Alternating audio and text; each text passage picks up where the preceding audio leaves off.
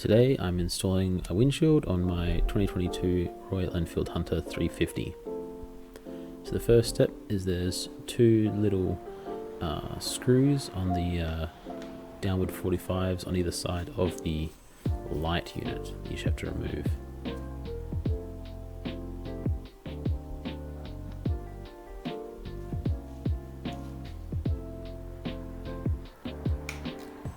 Same as my sump guard, I got this part from India, just at a much more reasonable price, but it is an OEM part. So if you get the kit from Royal Enfield Direct, it should come with the same components.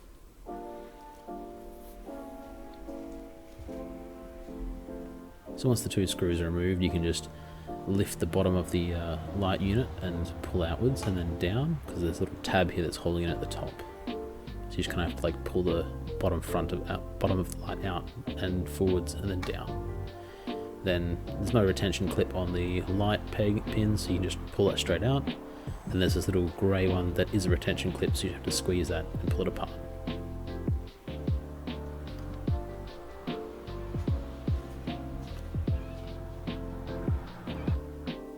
Now that's done, just have to take a 12mm spanner to put in that nut there on the right hand side or left hand side to where we're going to start, and then just it's a hex on the end of the bolt. You can use a socket rather than a ratcheting screwdriver. I just had a ratcheting screwdriver at hand, so I used that. It's probably easier if you were using a socket holding it, but it's not that hard to get undone either way.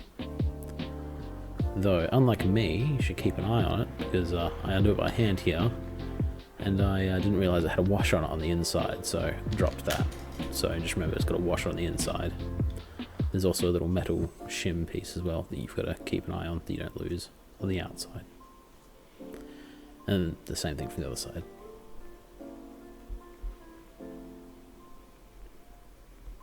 Again, would have been easier if I had the hex piece in a socket, but didn't have one on hand.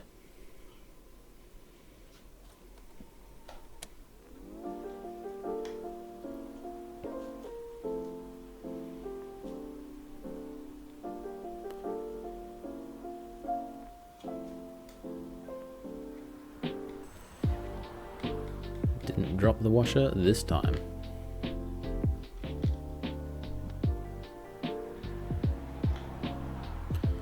Sorry for the awkward angles of the filming, there's no real good way to film the angles of this whole process. So the last thing is, there is one more screw that's at the bottom of the housing shell that just holds it in place. So if you undo it, you don't have to really undo it, but it helps just so you can move the housing around, especially when you're fitting in the other components later. It's got a little incomplete circle clip on it, so don't lose that either. It's like a crush washer. So now it's done, these are just kind of pushed into place. You just have to like pull it, it twists around the shocker, the suspension arms. So you just pull it out, but don't pull them too far, because there are some wires for the indicators that you don't want to break. You don't want to put too much stress on them. And then there's these little shims that you don't want to drop or lose. So now there's just a little bolt in there, so there's a nut that's holding the indicator stem on. So you just got to take your 12mm and undo that. A bit hard to get in there, probably had a smaller one. Again, sorry for the bad angles, there's no good angles to do this one, or to film it rather. But you only have to get it a little bit loose, and then you can just undo it by hand. So now you get this great shot of the back of my hand.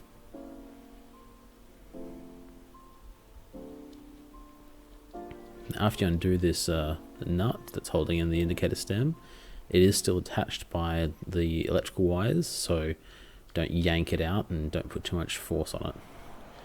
Just kind of push it apart from the little plastic housing piece there. Just let it gently hang. Don't put too much force. And then you take the bracket that comes with your windshield, and you should notice there's sort of like a little D with the cutout. that's designed for allowing the electrical wire to go through. You can see it in the middle at the bottom of this bracket. So the wire has to go into that little D formation. So you just slide it in and then forwards, so it captures those, and then you just slot it all back together really.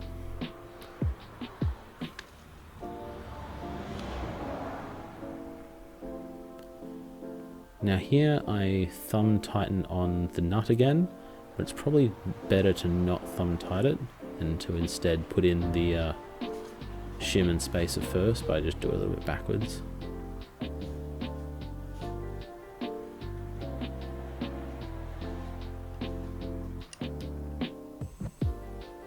But if you put this nut on very loosely, it probably will be okay.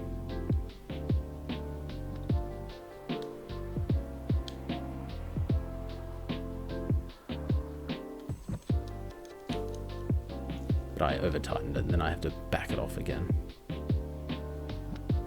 Because between the bracket that's sort of sitting proud there, you have to fit the little shim piece in, as well as a spacer that should come with your kit.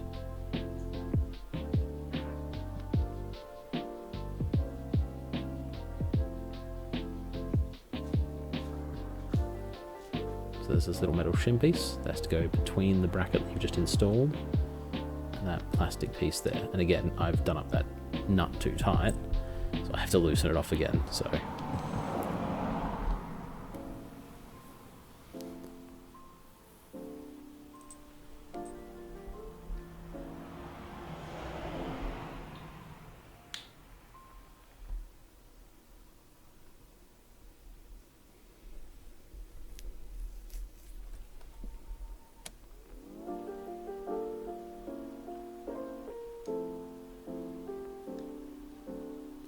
once that's in, you should also have a little black spacer piece that has to go in between the bracket and against the shim, and then you just slide a bolt through. And just hold that bolt in place while you redo up that nut again for the indicator stem.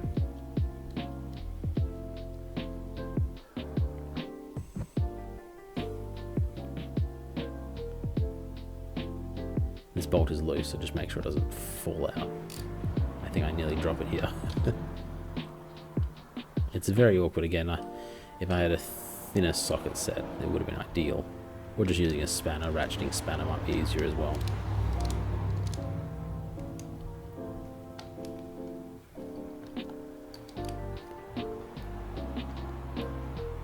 And it's just a matter of pressing the bolt back into the side of the housing. Again, undoing that bottom screw earlier to allow the housing to move around. Kind of helps there to get the positioning.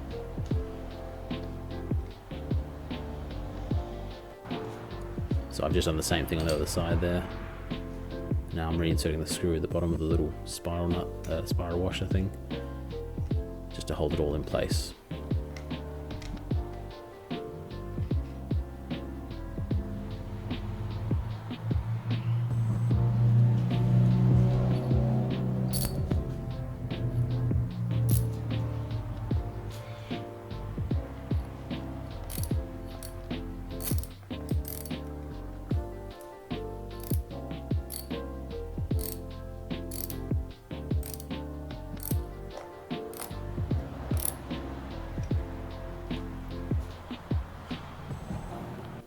And then just remember to tighten down your bolts. My replacement bolts, rather than being a hex like the first ones, was now a 10mm bolt head. And this was an OEM component, so you should get the same thing there. Don't forget to put the washers back in on the inside with the nut. Then it's just a matter of reconnecting that little grey retention clip for the pilot light. And then just pushing in the main light attachment there. And then it's sort of like, yeah, so you come in from below and push up to get that top clip in, and then slip back in the bottom of the light. And then you just got to install the two lower 45-degree angle screws. You can slide the light around to the housing to line up the thread with the hole in the outer housing.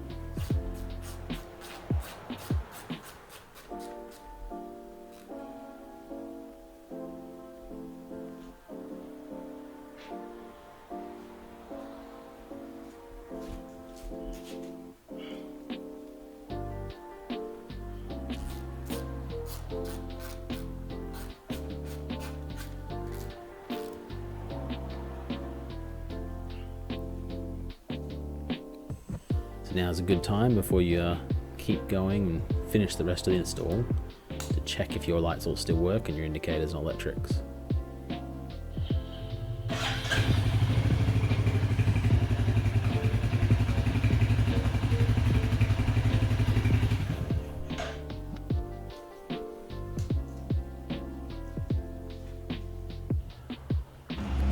So with the windshield in the packet that it comes with, you should have 4 rubber little grommets. They just need to be fitted in to the 4 holes on the windshield. Easy enough. You'll figure it out. So once they're in, you can. There's also 4 little metal shim pieces again that you push in from the outside going inwards, and then you just have little hex-ended screws with that already. Mine were pre-applied with Loctite, so you shouldn't need to Loctite those, but if yours don't come with Loctite, throw some on there. But yeah, so you've got that little rubber grommet. You take a little metal shim piece, push it in from the outside, and then screw it.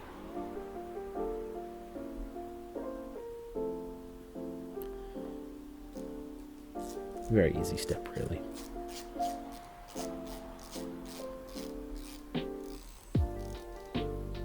That's all there is to it. There it is, complete. I think it's a nice little addition, and it keeps my instrument cluster free of bugs. And next up, I'm going to install a rear luggage rack, which is a non-OEM component, so that'll be a short video, and stay tuned. See you next time.